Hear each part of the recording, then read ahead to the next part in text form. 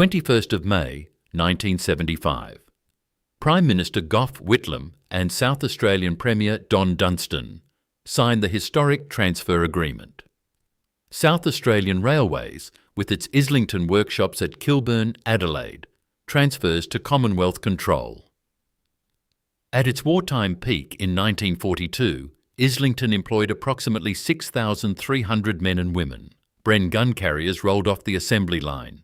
Beaufort bomber main planes shipped to Chullora and Newport. Women worked the lathe for the first time in South Australian Railways history. In 1951, Islington built Lady Norrie, the first mainline diesel-electric locomotive placed in mainline service on the Australian mainland. 38 years after the Whitlam-Dunstan signature, in 2013, the earthmovers arrived. The southern buildings were cleared for a Coles supermarket, a Kmart, and Australia's first Costco warehouse. This is the story of how a political signature killed South Australia's greatest industrial complex in three-stage decades. Before we go any further, if you want to keep these stories alive, I created a book with the complete Australian lost factories, the workers, the gates, the Australian made, all gone. The link is on the first line of the description. Back to the story. Chapter 1. Kilburn, 1942. 1942.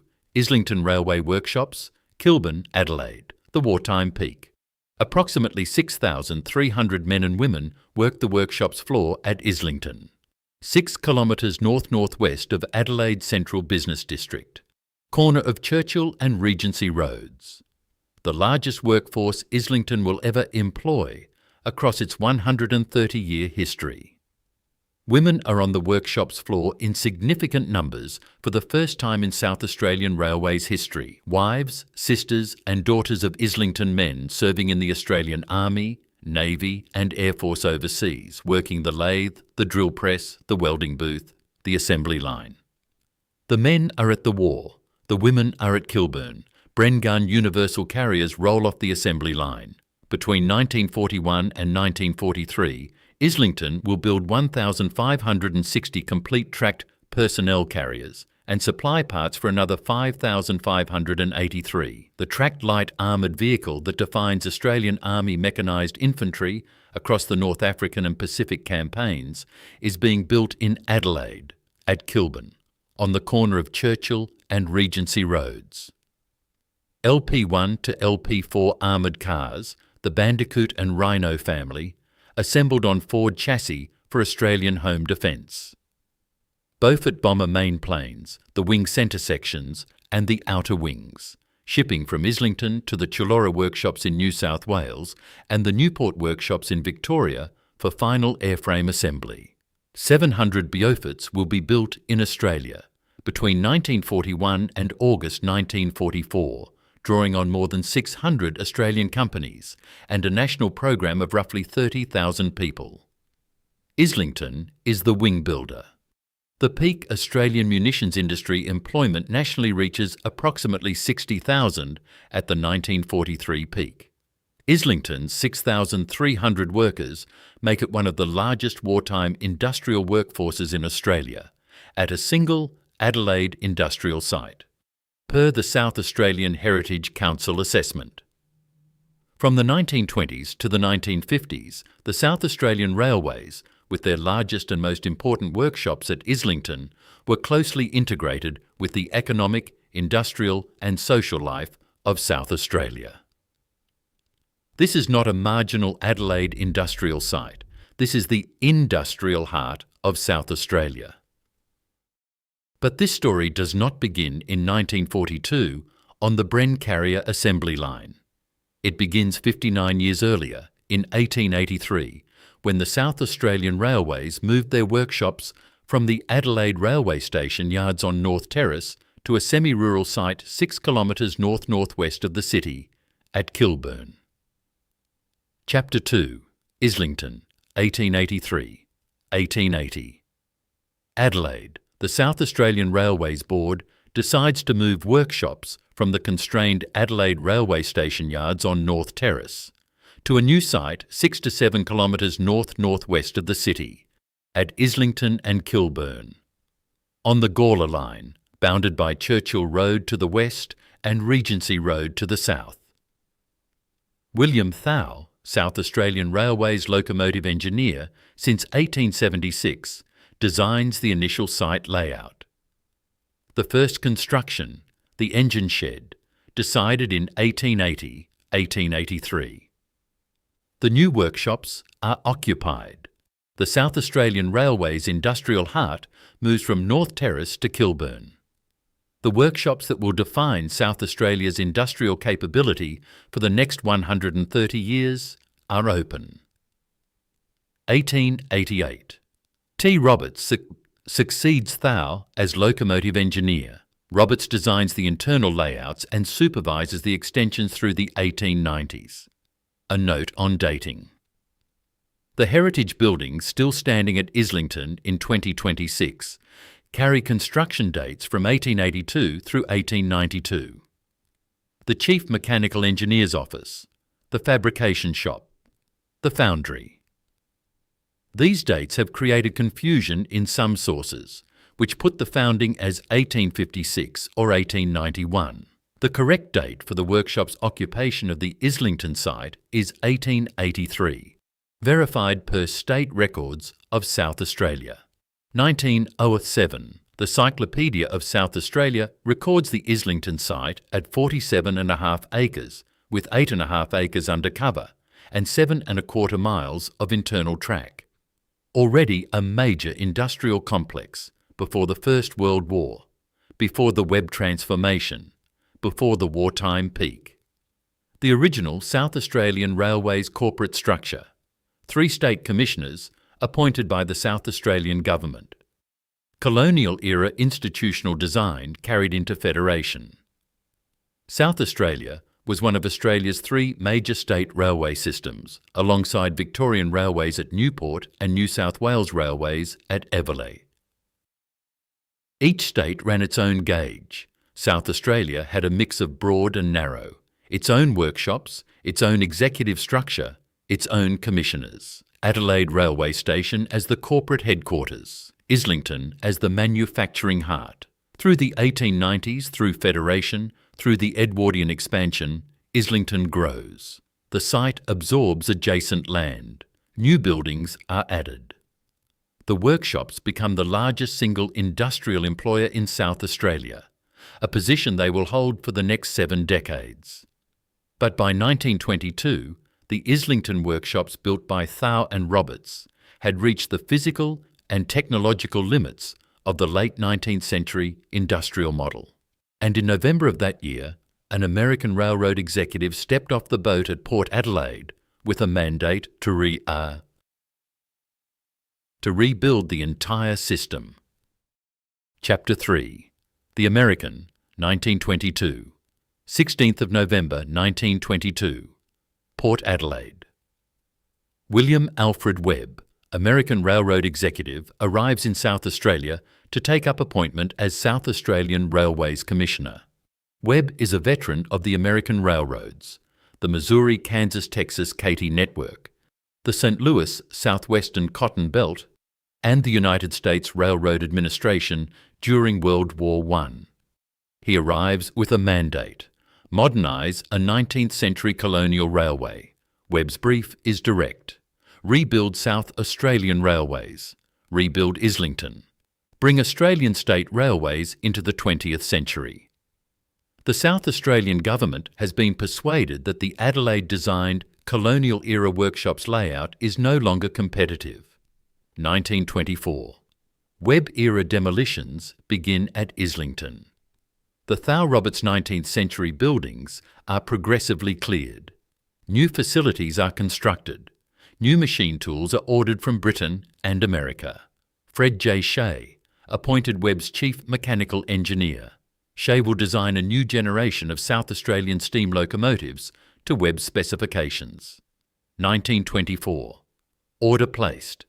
South Australian Railways orders 30 steam locomotives from Armstrong Whitworth of Newcastle upon Tyne, England. The order includes 10 500-class mountain locomotives, the flagship of the Webb-Shea program, designed under Shea's specifications, briefly the most powerful non-articulated steam locomotives in Australia.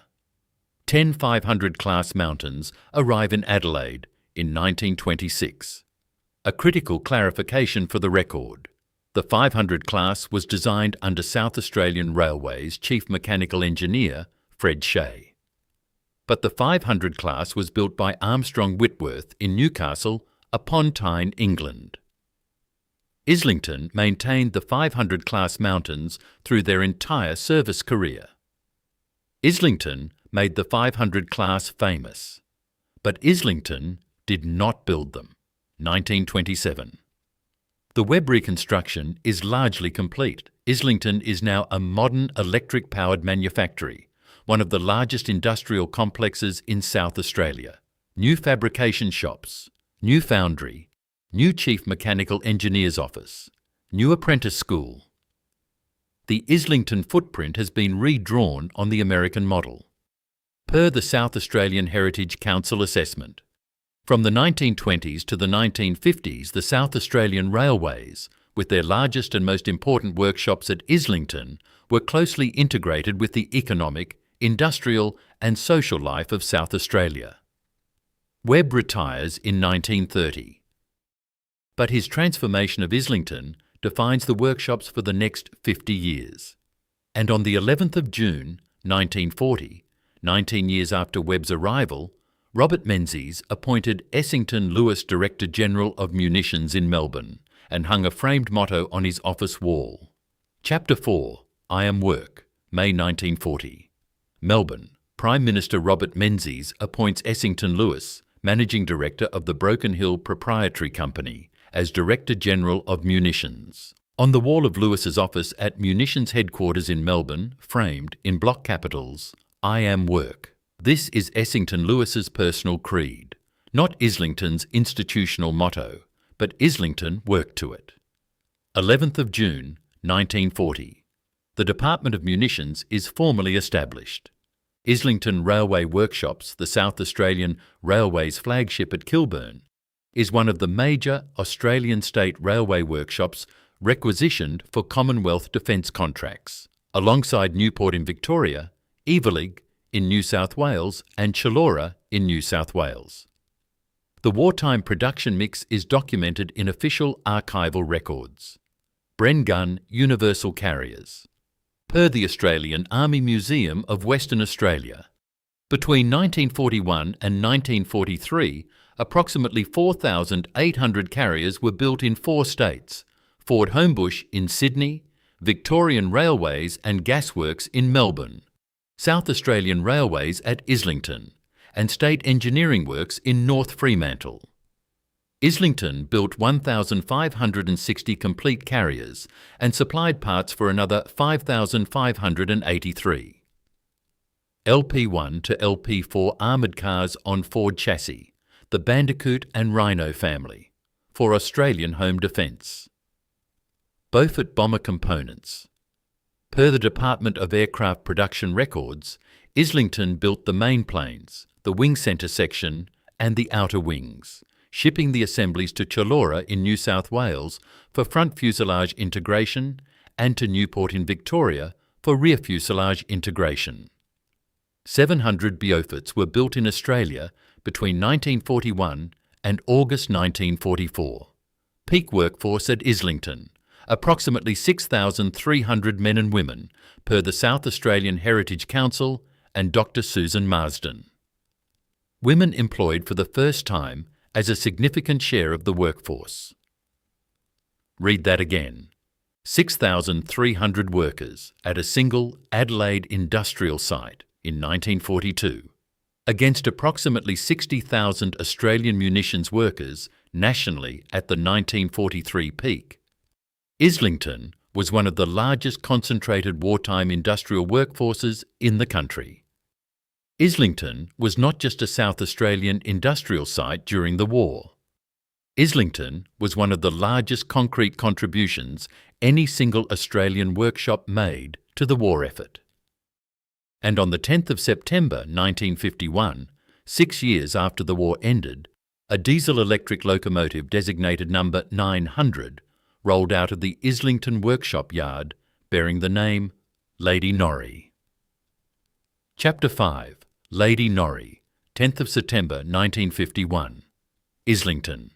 Locomotive number 900, designated the 900 class flagship, rolls out of the Islington drawing office of Chief Mechanical Engineer Frank Harrison. English electric engines and English electric electricals.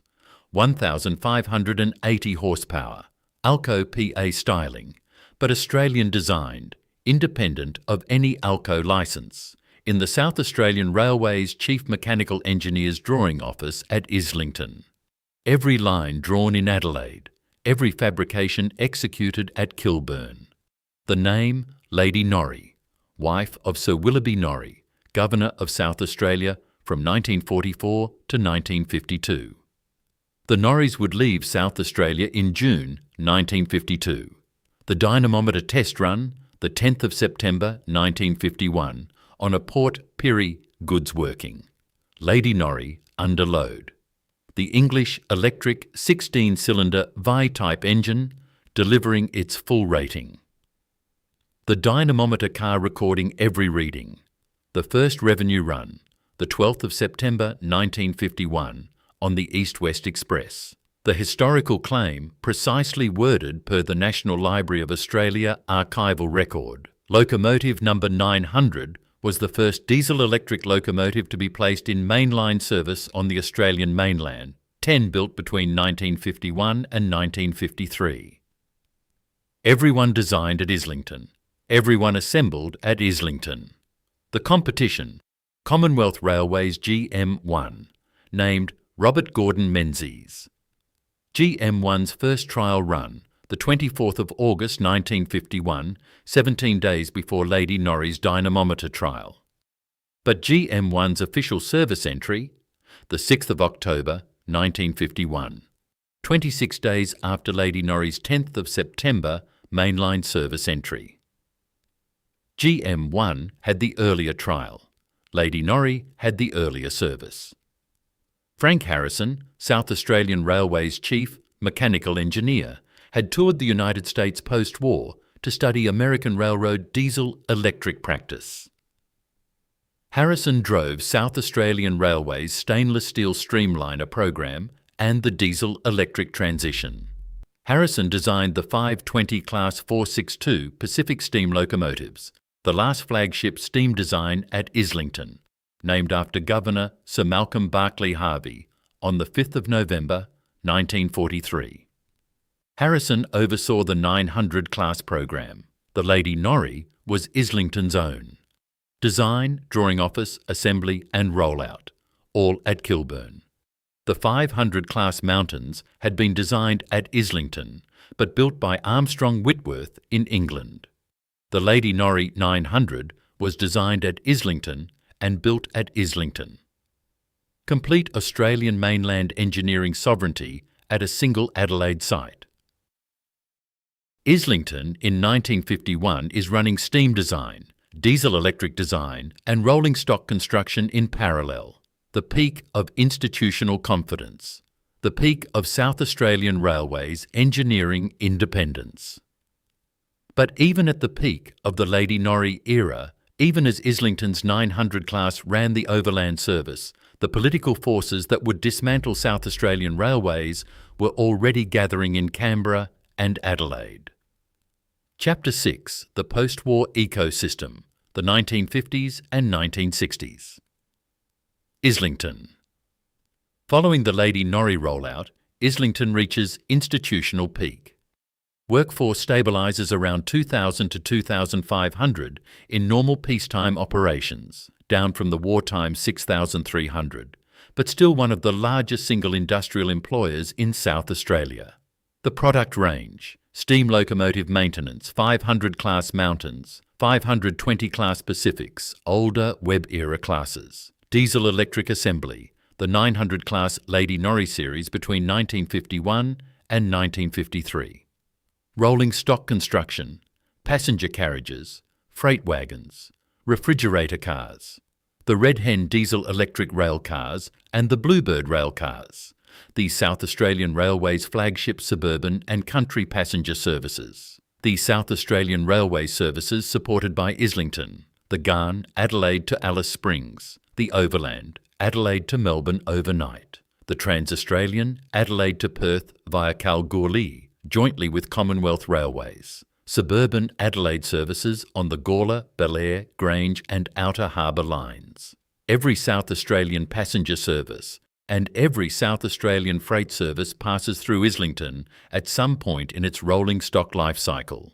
Adelaide's industrial ecosystem. Islington sits alongside General Motors, Holden Elizabeth from 1960, Chrysler Tonsley Park from 1964, Kelvinator, Simpson and dozens of smaller Adelaide manufacturers.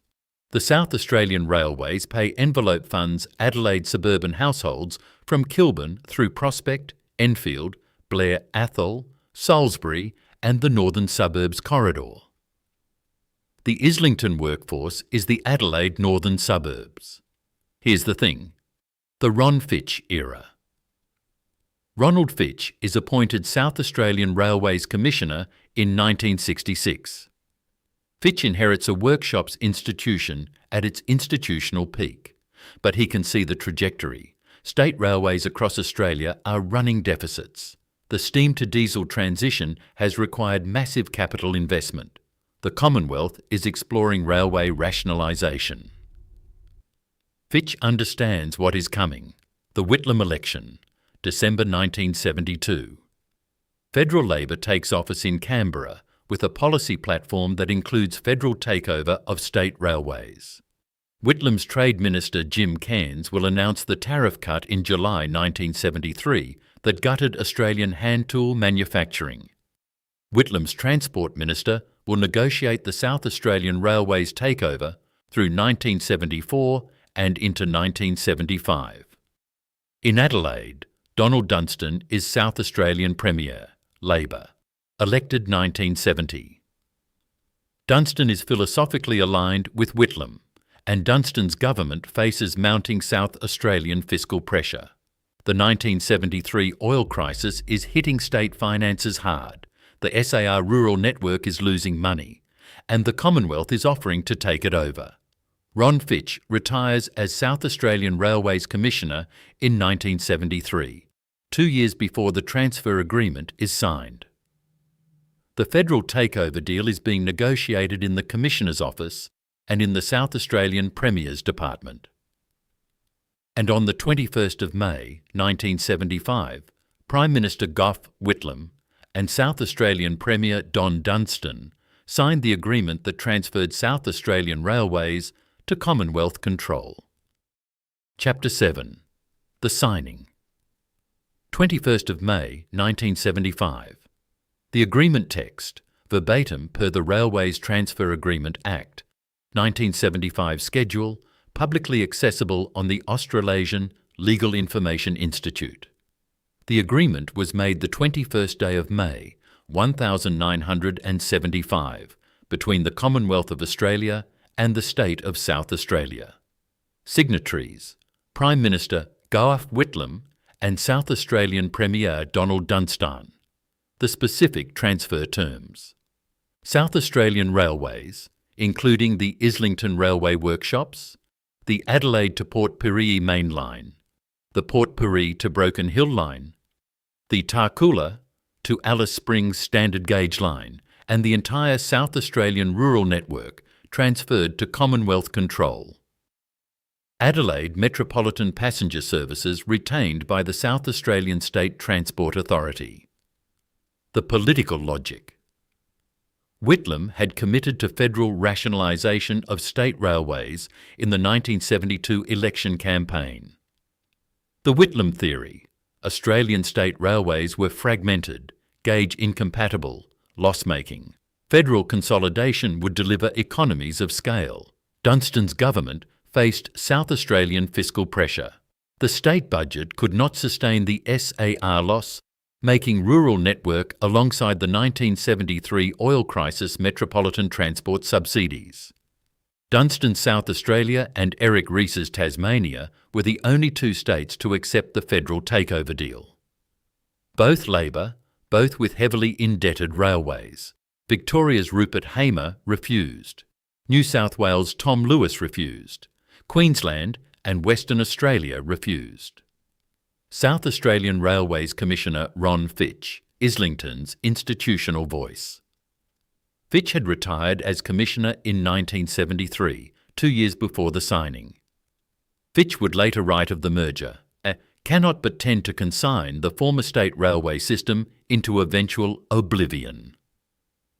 Read that again. Fitch, a former South Australian Railways Commissioner, the institutional voice of the workshops he had run, publicly predicted that the Whitlam-Dunstan transfer would consign South Australian Railways to oblivion.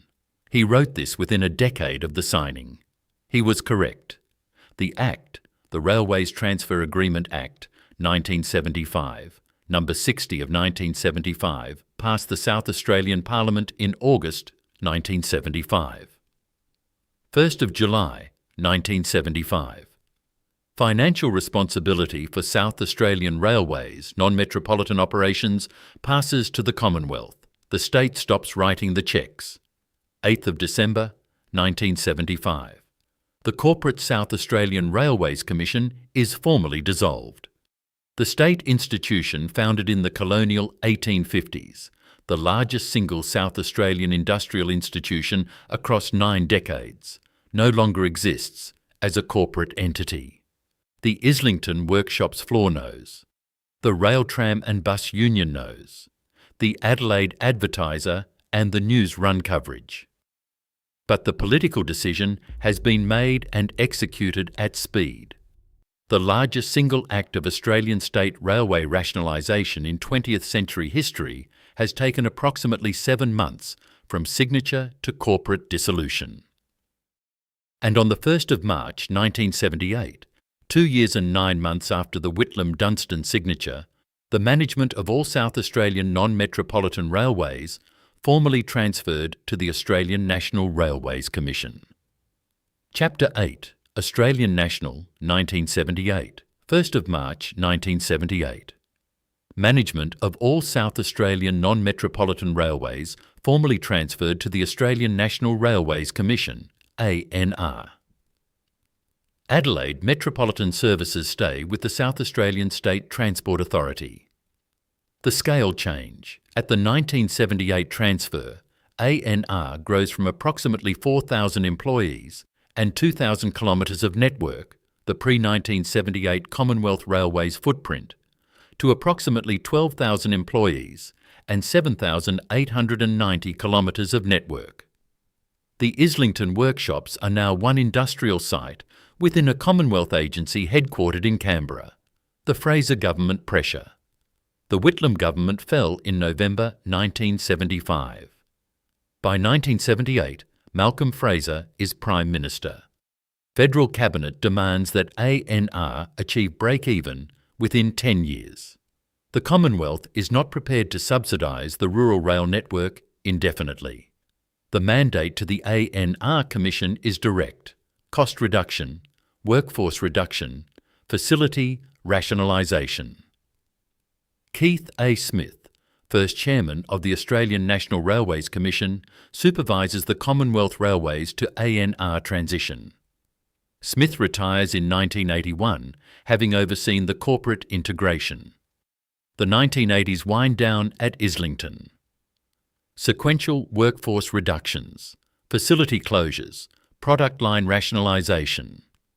Islington-specific workforce numbers for the 1980s are not preserved in accessible archival records. But the Islington workshops floor contracts through the same 1980s as the wider ANR system. Skilled tradesmen accept redundancy. Apprentice intakes are reduced. Rolling stock construction contracts progressively cease. The workshops that had built Lady Norrie in 1951 no longer build locomotives. The Lady Norrie 900 class withdrawal. Mid-1985. The last of the 900 series is withdrawn from ANR service. The locomotives that had rolled out of Islington in 1951 to 1953 that had defined South Australian Railway's post-war peak are retired within 7 years of the ANR takeover, 18th of August 1985. Lady Norrie number 900 enters the National Railway Museum at Port Adelaide. The physical motif transitions from working locomotive to museum artefact. State 2 of the physical motif, the mainline flagship, ends here. The 900 will make one further public appearance at Old Steam 88 in Melbourne in October 1988. The Lady Norrie 907 and 909 passed to Steam Ranger for heritage tourist operations. The 1951 Islington Engineering Peak becomes a museum exhibit. The workshops themselves are still there. The heritage buildings are still standing. The fabrication shop, the foundry, the Chief Mechanical Engineer's office, still on the corner of Regency and Churchill Roads. But the workforce is contracting, the product range is narrowing, and the future is being negotiated in Canberra cabinet rooms. And on the 1st of November 1997, 22 years after the Whitlam-Dunstan signature and 19 years after the ANR transfer, the Australian National Railways Commission was privatised. Chapter 9. The Privatisation, 1997. 1st of November 1997. Canberra. The Australian National Railways Commission is privatised, broken into 3 parts: the South Australian freight assets and a 50-year lease on the South Australian rail network are sold to Australian Southern Railroad. Australian Southern Railroad, a subsidiary of Genesee and Wyoming Incorporated, the United States Short-Line Railroad Holding Company, headquartered at Darien, Connecticut, founded 1899 in New York State. By 1997, a major consolidator of American short-line freight operations, now the owner of the South Australian Rail Network. Here's the thing. The Islington workshops built at Kilburn in 1883, expanded by an American commissioner in the 1920s, rebuilt for war production in 1941 to 1943, forged the Lady Norrie in 1951, is now, in 1997, the property of a United States headquartered railroad holding company. Through a corporate cascade of leases and holding structures, the Adelaide State Institution had become a Connecticut asset, the chain of ownership. 1st of November 1997. Australian Southern Railroad, a Genesee and Wyoming subsidiary. 2000. Australian Railroad Group, a joint venture between Genesee and Wyoming Australia and Wesfarmers. 2006. Genesee and Wyoming Australia consolidates full ownership. February 2020. Genesee and Wyoming Incorporated sells its United States parent to Brookfield and the Government of Singapore Investment Corporation. The Australian operations passed to One Rail Australia, owned by Macquarie Infrastructure and Real Assets, and the Dutch pension fund, PGGM. 29th of July 2022. Aurizon, the Australian Securities Exchange listed rail freight operator, headquartered at Brisbane, completes the acquisition of One Rail Australia for $2.35 billion Australian dollars. Managing Director and Chief Executive Officer at completion, Andrew Harding. A critical clarification. The United States corporate ownership phase at Islington ran from 1997 to approximately 2020. Since July 2022, the site operator is Australian-listed Aurizon, not United States-owned. The heritage workshops themselves are leased to Rail First Asset Management, formerly Chicago Freight Car Leasing Australia, which describes Islington as Australia's only domestic manufacturer of rail wagons.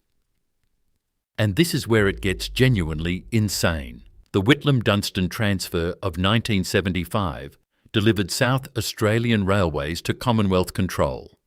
The Fraser Cost Reduction Mandate of 1978 gutted the workforce. The Hawke-Keating privatisation of 1997 sold what remained to a United States company. 22 years from Australian state ownership to United States corporate ownership. Another 25 years, until 2022, before Australian corporate ownership returned. 50 years of ownership churn while the Islington workshop's floor emptied. In Adelaide, at the workshops, the workforce continued contracting through the 1990s. Sequential redundancies. Ron Fitch's 1975 prediction of eventual oblivion was progressively realised. The workshops that had employed 6,300 South Australians in wartime employed a fraction of that number by 2000. The Genesee and Wyoming era is not a story of American corporate destruction. The destruction had been done in 1975 and 1978. The privatisation was the disposal. And in 2013, the demolition began. Chapter 10. The Demolition, 2013. 2013, Kilburn, corner of Regency and Churchill Roads. The southern end of the Islington workshop site, the non-heritage listed portions including the Second World War aircraft and assembly buildings, is demolished.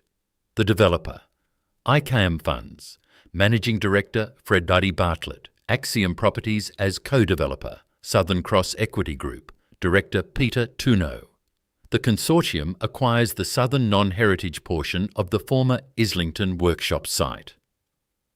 The project.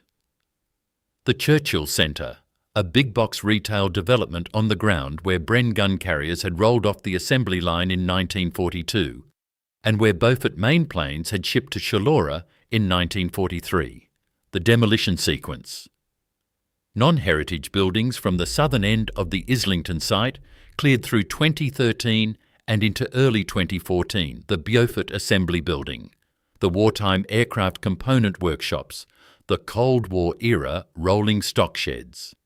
Adelaide traffic on Regency Road slows to watch. Let that number sit for a moment. 130 years, from 1883 to 2013. The Islington workshops, the South Australian Railway and her flagship, the web-transformed manufactory, the wartime industrial peak, the Lady Norrie post-war diesel-electric peak, reached 130 years, standing before the earthmovers arrived. Ron Fitch's eventual oblivion quote became literally physical in 2013. May 2014, the Churchill Centre, Northern Stage opens the anchor tenants, Coles Supermarket, approximately 5,500 square metres, Kmart, Costco Warehouse, South Australia's first and only Costco, McDonald's, KFC, March 2016. Aldi opens at Churchill Centre, not May 2014, March 2016. Adding to the retail anchor tenancy 2 years after the Northern Stage opening. The 2012 Heritage Listing. Dr. Susan Marsden of the South Australian Heritage Council Register Committee championed the provisional heritage listing of the surviving Islington Workshops buildings in 2012. Marsden framed the site as one of the most important industrial complexes in the state. The heritage listings were confirmed in 3 tranches, 9th of February 1995, for the 6 original core buildings, the Chief Mechanical Engineer's Office, the Fabrication Shop Annex, the Foundry, the Apprentice School, the Electrical Shop. 23rd of August 2013 for the Front Fence and the Time Office. 21st of February 2018 for the Old Bulk Store. 9 heritage buildings survive on the South Australian Heritage Register today. Not 6, as some sources report. 9. The community response. Local heritage advocates and Adelaide Railway historians protested. The demolition proceeded regardless. The commercial case for the Churchill Centre was overwhelming. The parallel demolition, January 2020. The Islington Works railway station on the Gawler Line, closed to passengers since 2000, is demolished as part of the Gawler Line electrification project. And on the corner of Regency and Churchill Roads in Kilburn, Adelaide, today, where 6,300 South Australian men and women had built Bren gun carriers and Beaufort main planes for the Second World War, an Australian shopper can buy a Coles home brand tin of soup. Chapter 11. The Costco.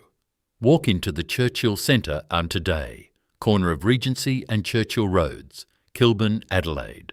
on the ground where William Thow had, in 1883, laid out the workshops that would become the industrial heart of South Australian Railways, where by 1942 6,300 South Australians worked the Bren carrier assembly line and the Beaufort mainplane wing shop, where in 1951 the Lady Norrie 900 rolled out of Frank Harrison's drawing office to beat GAM1 to mainline service. There is now a Coles supermarket, a Kmart, a Costco warehouse, South Australia's first and only, a McDonald's, a KFC, fluorescent lighting, widescreen electronic price tags. The southern industrial buildings have been redeveloped. The workforce dispersed for more than 3 decades. Meanwhile, at Port Adelaide, at the National Railway Museum, Lady Norrie 900 stands preserved, static, non-operational, bearing the number 900 stamped by Frank Harrison's Islington drawing office. In 1951. Entered the museum on the 18th of August 1985. Appeared at Austeam 88 in Melbourne in October 1988. State 3 of the physical motif, the Islington designed, Islington built, Islington rolled out diesel-electric flagship of the post-war South Australian Railways, preserved as a museum piece while the workshops that built her are a Coles car park. Here's the kicker.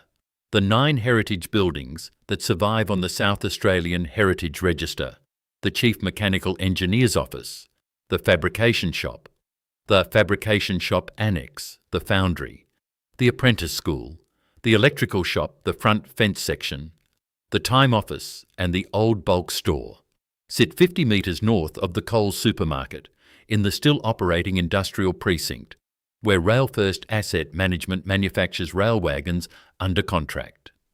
The heritage buildings still work. Around them, the Coles car park is full. Read that again.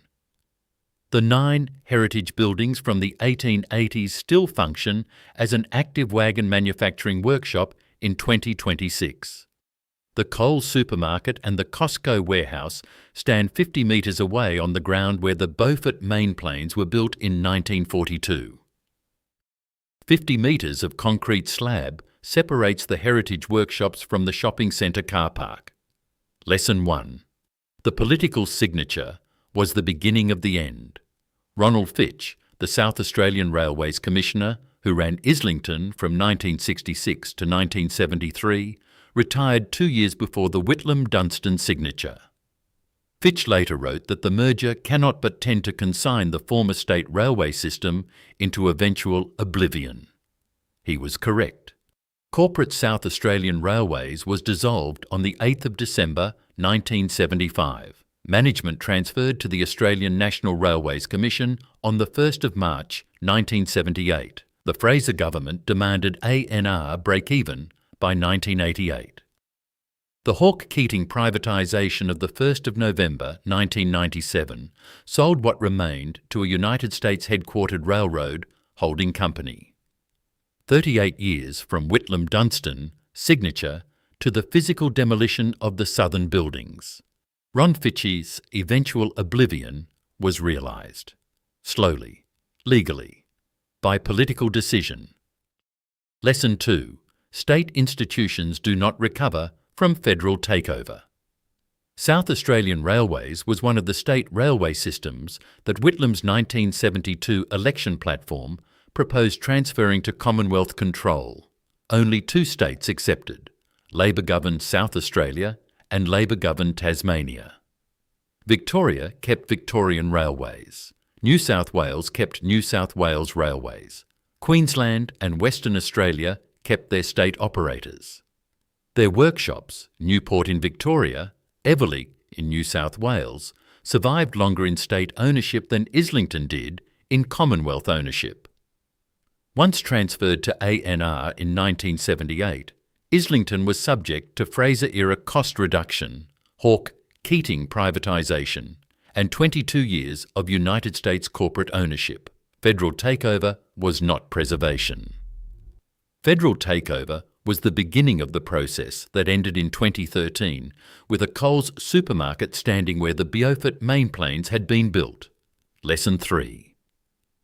38 years from signature to demolition. Whitlam and Dunstan signed the transfer agreement on the 21st of May, 1975. 38 years later, the earthmovers began clearing the southern workshop site for the Churchill Centre. Political decisions do not close industrial sites on day one. They close them on year 22, the 1997 privatisation. On year 38, the 2013 physical demolition. The trajectory was set on the 21st of May, 1975. The execution took nearly 4 decades.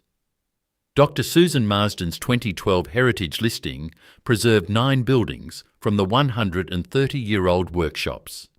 Everything south of the Chief Mechanical Engineer's office is a car park. 1883. William Thal lays out Islington. 1922. William Alfred Webb arrives from America. 1942. 6,300 workers build Bren carriers and Beaufort mainplanes. 1951. Lady Norrie enters mainline service, 26 days ahead of GM1. 1975. Whitlam and Dunstan sign. 1978. Management transfers to ANR. 1997. Privatised. 2013. Southern buildings demolished. May 2014. Churchill Centre opens with Coles, Kmart, Costco. 130 years of railway workshops. 38 years from political signature to physical demolition. 9 heritage buildings still surviving. Lady Norrie, 900 preserved static at Port Adelaide. The workshop is a Coles supermarket. The locomotive is a museum piece. She's a beauty.